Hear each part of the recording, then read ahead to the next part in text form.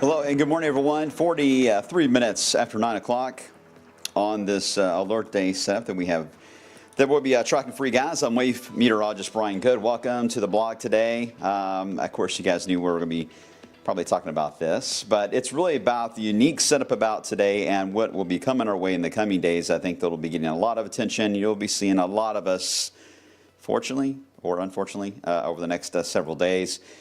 Before we get back into some quiet weather once again. All right, so as always, this is always a tough time of year, everyone.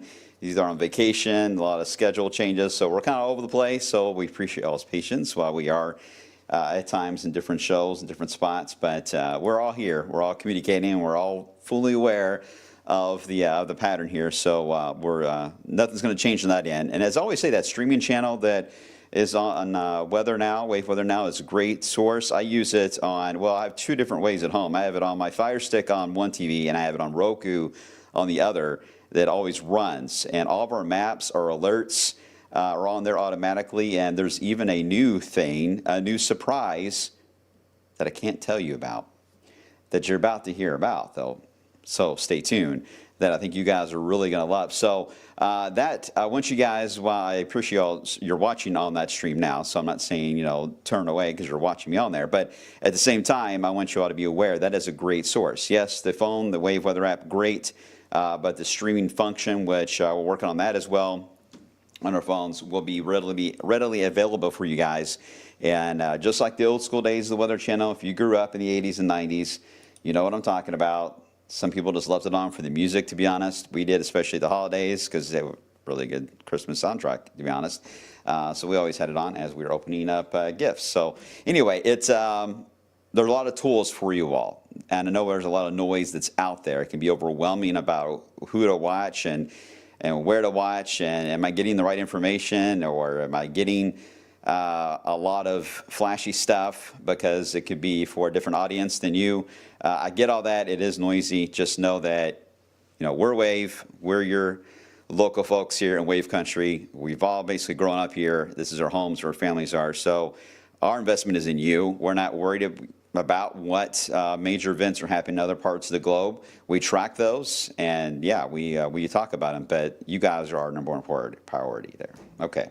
So off of my little soapbox, just every now and then I like to get on and kind of just ramble a little bit. Isn't that nice? Okay, so let's get into how we're going to play out with this. We'll start with a live look in Bardstown. It's actually very quiet this morning. There's not a whole lot of change from the overnight hours into this morning. So just kind of that hazy but sunny type of setup. And of course, as you guys know, well, we really don't want to be in a sunny type of scenario, but that looks to be the case here for a while. Temperatures right now running generally a smidge above normal into the lower 80s already. Some upper 70s can be found as well across Indiana. All right, some of the headlines to pass along. First off, here is a flood watch that is out for roughly the eastern side of Wave Country. Got a feeling that this is going to be expanded a little more west. Flash flood guidance, even for parts of Jefferson County, especially Okolona, Fern Creek, J-Town. Your threshold for 1 hour before you reach a flash flooding setup is a little more than a ½ inch of rain in an hour's time. Well, I can tell you, you're going to get more than a ½ inch of rain in an hour's time.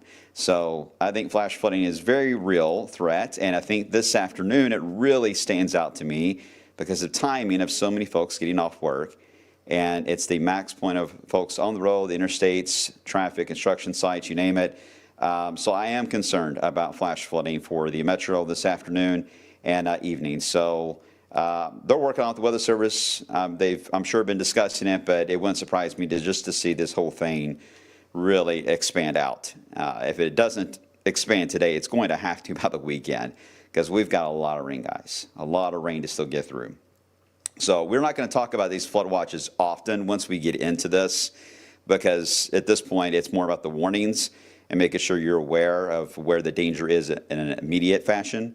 The watches are nice to have days in advance to give you a heads up that we're going to be getting into this scenario. But once we're into this scenario, I don't like to talk about them as much because I don't think you guys really need that information. All right, I'm not trying to dictate what you need to know and not know, but in my opinion, this is not as important as a warning will be when it happens.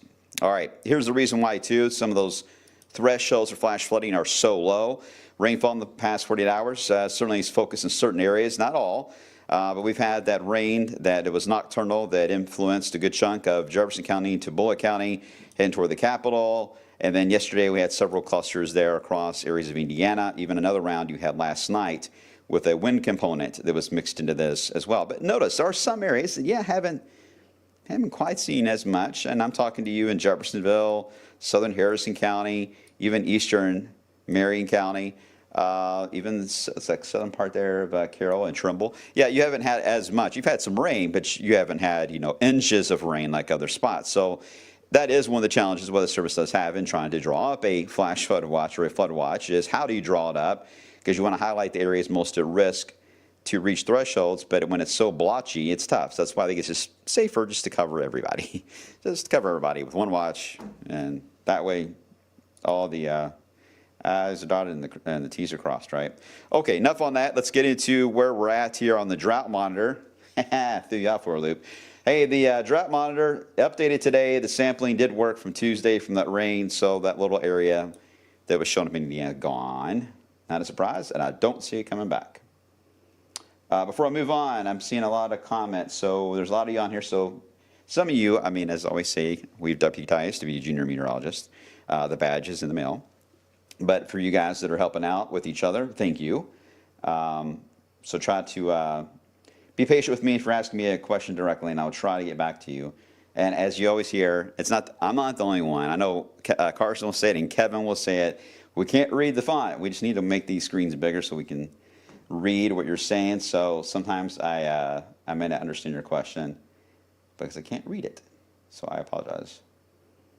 One day I'll figure out how to get younger. It's going to happen. All right, I think everyone's good. Everyone's just commenting about the rain totals. Yeah, Carrie, 3.5 inches in the past week.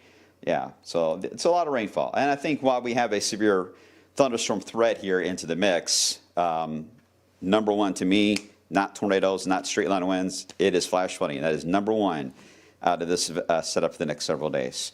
So that's really more of the trigger for the alert than anything. So let's get right to it, and I'll stop again on the rambling. All right, see the cumulus clouds starting to bubble up right there along 64 to the capital. All right, that's a little fast of a rapid development. We call them agitated. And that could develop into some spotty downpours here very soon. Nothing that would be the main show just yet, but there could be some spotty downpours before we even get to lunch.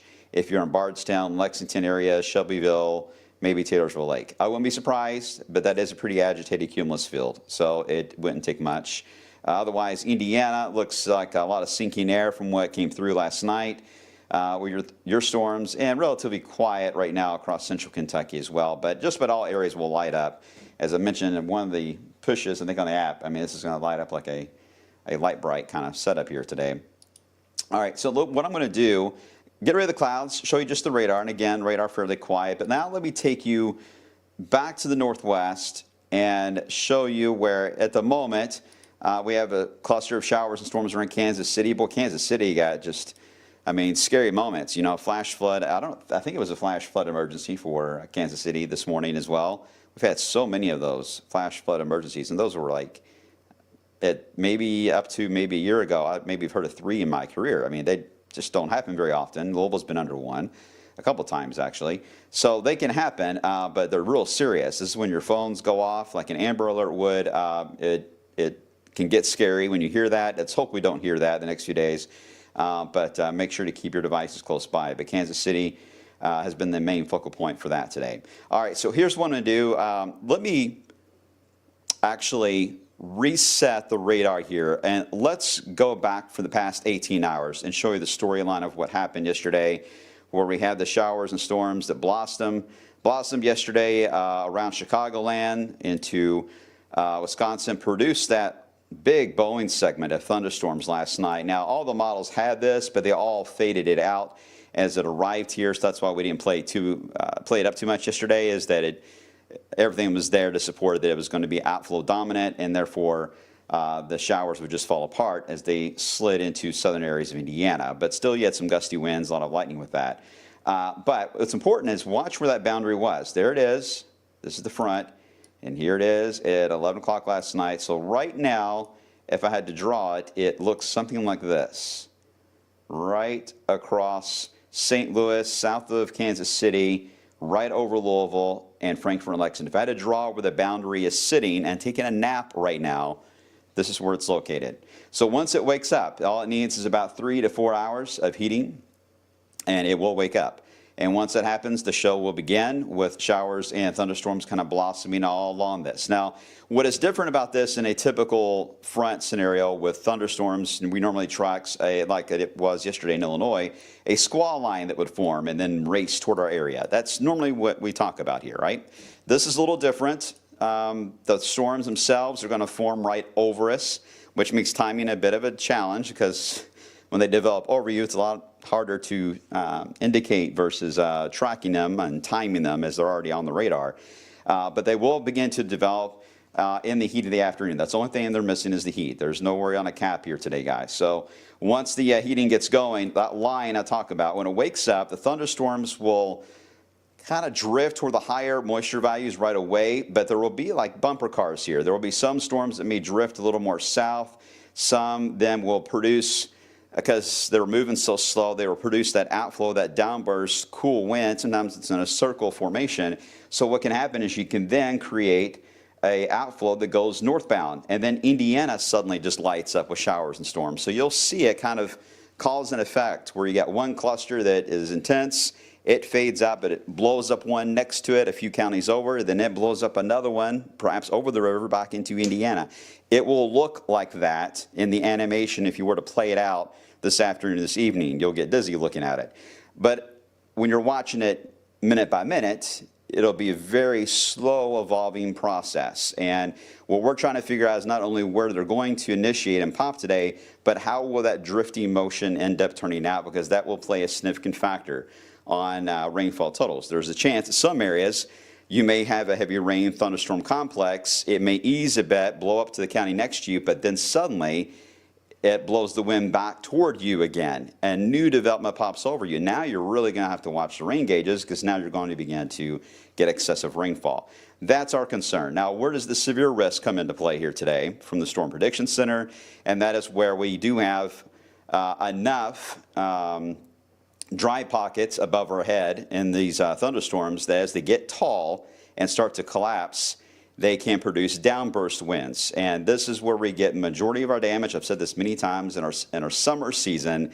Downburst winds and microbursts are how you're going to get your wind damage. They drop straight down. It's not exactly as much of a tracking of the wind coming in and out of a county. They just, like a bomb is what it looks like on the velocity when we show that on the radar. It just spreads out and hits the ground quickly. This is where you get your rapid change outside. You could be just looking out the window and it's light rain, maybe a little bit of thunder, and then you go back and sit down, and then suddenly everything just ramped up. Before you have a chance to even grab the remote control, everything just started to ramp up. You hear everything get loud, the trees start bending over, can't see outside, it's raining very hard. It lasts about 30 seconds, maybe 40 seconds, something like that, and then it's over. And then you open the door up and you have nothing but leaves everywhere and tree branches down everywhere. Those types of microbursts and the crashing of the winds, that is how you're going to get your wind damage type setup today.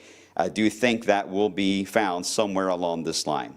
And that's why we also decided to go with the alert day with that factor being thrown into it as well. So it's a multifaceted type of setup here where you've got heavier rain, flash flooding, lightning, a very intense lightning setup, downburst winds, all happening when we have several county fairs and everyone's hitting the road for rush hour to get home from work today. It's that whole combination that has led to this setup today. All right, so that's your overview. Am I type 1 if you're good, type 1 if you're good, type 3 if I'm still confusing you, and I need to explain more. I think I'm clear, hope. I'll get into what's coming our way later on timing. You're going to see everything on timing and amounts. So I'm going to cover that. I just want to make sure that you guys know me well. Before I dive right into data, and I don't want to stall too long because I know what it's like to watch and listen to someone explain things over and over, and I'm like, just hurry up, show me the maps. Just show me where it's going to be, what time it's going to be. I got to go. I get that. I know you're in a hurry, so I don't want to waste your time. But it's very important to me in this scenario that you understand what is happening so you know what to look for as you venture out today and when you're looking at the wave weather app, so you have an idea of what the scenario could be and the signs that something could be going wrong or going right. So I'm trying to help you all out in planning that, okay? All right, everyone says okay. All right, most people, except for Chuck. We'll work on Chuck. Okay, so because of all this, with this front around, here's all your tropical moisture. And this is the kind of stuff that's South Florida weather. All that dark green still lingering. The front came down from Chicago, scooped it up, but it, you know, cold fronts this time of year are very lazy. So there's no reason for this thing to go much further south than what you see here. So it's going to just hang out today and keep the high levels of moisture around. Because of that, that is why we've seen these flood watches get issued, and that's why I still feel they'll kind of back build to fill in that whole area of darker green that I just showed you. Really, that whole area should be under a flash or a flood watch, because this is not the end of it. This is just round one of 1, 2, 3, 4, maybe 5 rounds of what I'm describing to you are coming our way. I'm just going to cover one today. I will give you a hint on the others, but I won't talk as long about the others. But you get the idea that flood watches, I think, need to be out. All right, here's the severe risk. And because it is a weakly sheared environment, in other words, there is a front, you got your forcing, but you don't have a huge tailpipe here with this. These thunderstorms just don't have the tailpipe, so they have a very short lifespan to them. But boy, they have a lot of moisture to work with. So they can get fairly tall, but they just can't maintain that height. They can't get to 45, 50,000 feet for very long. And then there's so much moisture involved with it that the downburst becomes the dominant factor instead of the updraft, and boom, there they go, they collapse. So it's odd because storm prediction centers, they draw these outlooks, again, for organized severe weather, MCSs that form, squall lines, supercells. They draw them for this. We are not expecting that kind of a scenario. We're looking at individual heavy rain cells that can produce damaging winds within them. So that's why they just broad brush us with a marginal. If there are signs of something a little more organized that can develop, they may come out with a slight risk. But then this scenario especially, it doesn't matter. It doesn't matter. Don't worry about the outlook. Okay. Tomorrow, we're not outlook tomorrow. Tomorrow is not really a freebie type of day, but I do think we will have some breaks tomorrow. The flow tomorrow with the storms, they will get slightly pushed, this line will, a little more like this. It will start to lift back north slowly tomorrow afternoon. Don't know how active it'll be yet. Right now I'm not seeing a ton of action with it for Friday, but this is the sign of what will be a problem for Saturday. In fact, when I advance this, you can see the marginal risk for Saturday has been drawn straight down into Louisville now. I got a feeling this is probably going to be a little more like this with its drawing when it's done based on the data I've seen today. So I'll show you that too. Again, this will be Saturday night especially that we'll have to face that. All right, let's show you futurecast, our in-house model. Again, the clouds are on here, but look at the gold color indicating the law of the fuel. There's plenty of fuel, as if we've said, right? Got the heating today going on. High tropical amounts of moisture, rainfall rates of 2 to 2.5 inches per hour. So here we go. Let's do it hour by hour. Move this along. 3:30. They are now popping along the boundary, starting to eat away like Pac-Man. They're eating away at the Cape, very random fashion. So it's hard to see which one's going to be the lead cell. It's like trying to call a race. But they all just kind of randomly pop in 3:30. Let's advance this more. Here we are at 6 p.m. They really haven't moved much. They're still playing bumper cars and kind of bouncing around. And this is where I'm getting concerned for the Louisville Metro. If some of these get stuck over the city, this is going to be a tremendous amount of rainfall for the city at a bad time here this afternoon, along with some of those damaging winds. They will keep doing this until they, like Pac-Man, run out of things to eat. And at that point, they will begin to disintegrate. And you got rain-cooled air. The front's still around. It's just the section of the front that was in the middle was fully exhausted from the showers and storms. That's why we'll stop the alert day at 7 as of now. I don't think it's going to be able to last too much longer after that. We get into tomorrow, the same thing. The front's still around, but as I mentioned, it lifts a little bit more north. So there will be some development as we head into your Friday. not as widespread as it looks now, the way it's trending, or as intense, but we'll watch it. Because at this point, if we get a lot of rain today, then obviously anything tomorrow is going to be bad, right? So tomorrow, yeah, we'll have our eyes on that. And then pay attention, look up here to the Illinois section of the map. As we head into Saturday, that is where we're going to be watching the MCS that will start to form on Saturday. Now, this is the reason for the marginal risk that has that diving effect into Louisville. Some of the modeling, including the graph, dive it a little more west, aiming toward Evansville, not so much towards Cincinnati. That's fair. I don't think the models ever do well with this in advance, but they, as we said before, they love to feed on the higher amounts of moisture. They want that. They can turn in that direction. So I think the marginal and maybe even a slight will be added eventually if this ends up being an organized area of thunderstorms for Saturday afternoon, evening. Carson will keep you updated, but this could be flagged as an alert day because the data suggesting there's going to be a wave diving in from the northwest, the data suggesting that is very high. The data suggesting on where it will go is not as conclusive on that. So there are some challenges here, but I think Saturday we need to be on guard. Okay, but that's Saturday, and I think we'll do it again, maybe Sunday, maybe even Monday. Here is the CSU, Colorado State learning module for severe weather. I think it tells the story very well. Let's see, it jumps right to Saturday, so I don't have, today or tomorrow. But you can see it's got the MCS listed there. Why did that pop in? Sorry. For this weekend. It has it a little more north, but it takes it down to Louisville. But I think that could still get some wiggle room and get turned a little more to the south. But notice what happens. Even here we are on Sunday, same idea. You see these little tracks of where they dive to the southeast. You see it similar on Monday, Tuesday, Wednesday, and Thursday. Just about every day next week, there is a risk for an MCS or a complex of storms to dive in from Chicago or St. Louis and head straight into the Ohio River Valley. And that is going to be concerning because the heat shield, here is the Euro, there's that heat shield that is certainly in place, but now we're certainly into the ring of fire. This MCS setup is what we talked about, a month ago, that we would eventually get into. That would be a big player on whether or not we stay in MCS land or do we see this push more south and we get some cooler weather, refreshing weather, or the opposite, does it push north and the ring of fire is in Detroit and we are in an excessive heat wave with a drought. And it looks like the storyline is playing out that we're going to be in MCS land. So we will at times deal with the heat, but at times also deal with very violent thunderstorms with damaging winds and heavy rain. And much of these initiate because the timing of day will be the Midwest. And so it'll take until sunset to get them here, if not later, on a daily basis. So that means that every day in the extended has a good chance to get to about 95 or 96 degrees.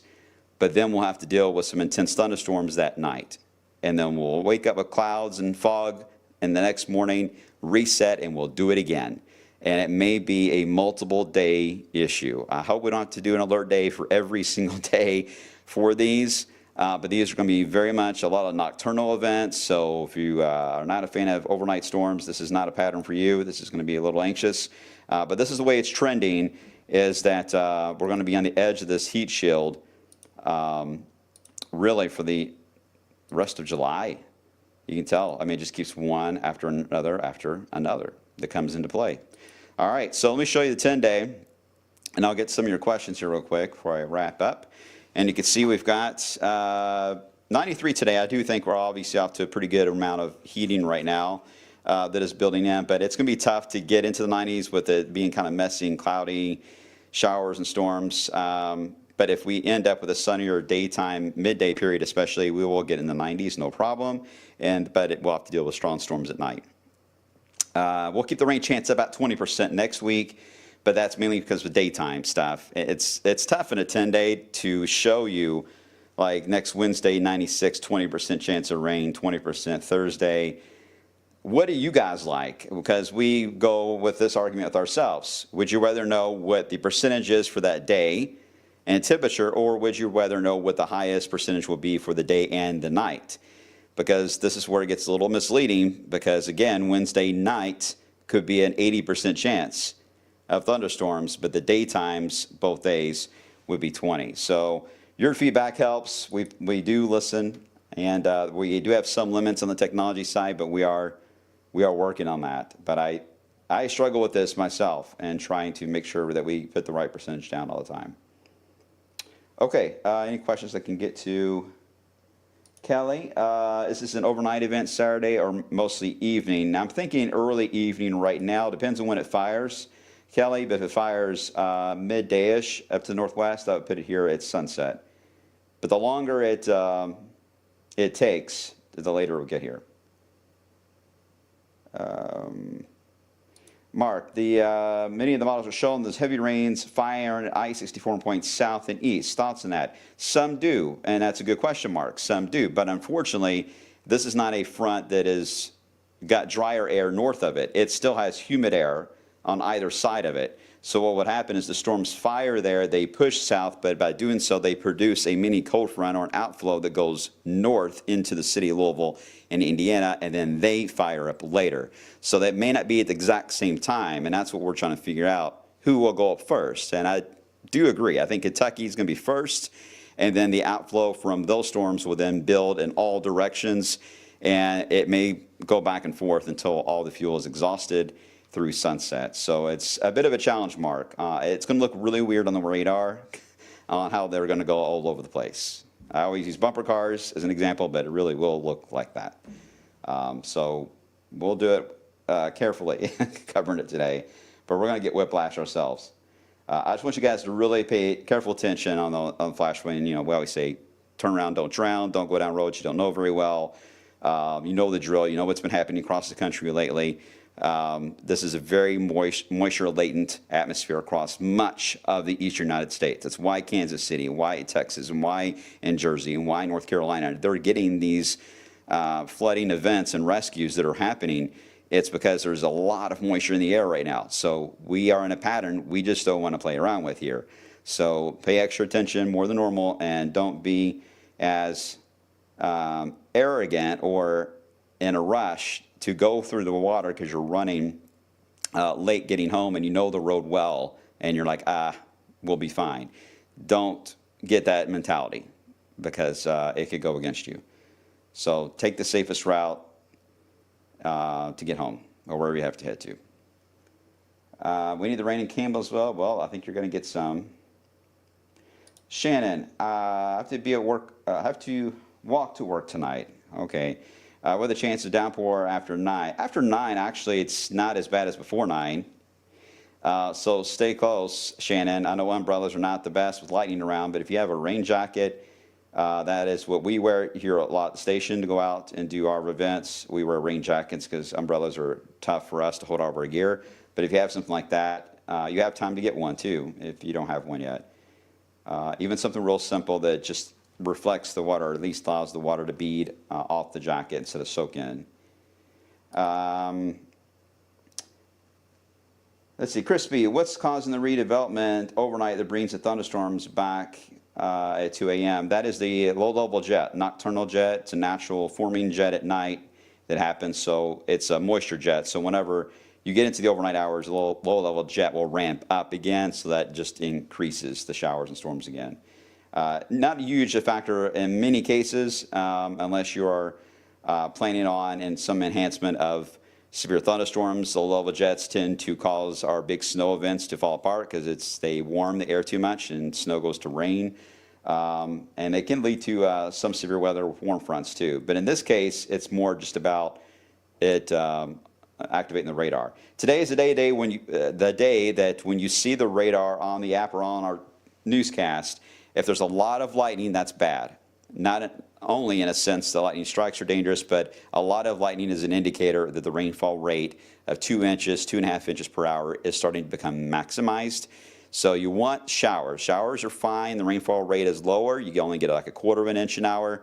But if you start getting lightning and thunder in a thunderstorm, the 2 inch plus totals, the rate out your window will be reached at that point. And that's when things start to become a little hairy. So that's what we need to watch out for, is the lightning. It's a big indicator today of how that will play out. All right, you guys are good. You got other long-term questions. I'll come back to long-term on a different day once we get past some of this mess here today, but we are kind of busy here on this one today, all right? Stay safe, guys. I'll have a full update coming up on midday, of course, at 11 a.m. on midday, and then we'll have our newscast all day today. And remember, even if you're watching our streaming channel, Wave Weather Now, if we jump on for an alert or even just a regular weathercast, it will interrupt that channel automatically, so you're not missing any of our weathercasts today that are live. So it's important to kind of keep that in mind, too, as you're venturing out. All right, stay safe, everyone. I will have more updates throughout the day, especially on social media. And let's hope we don't see each other too much today. No offense.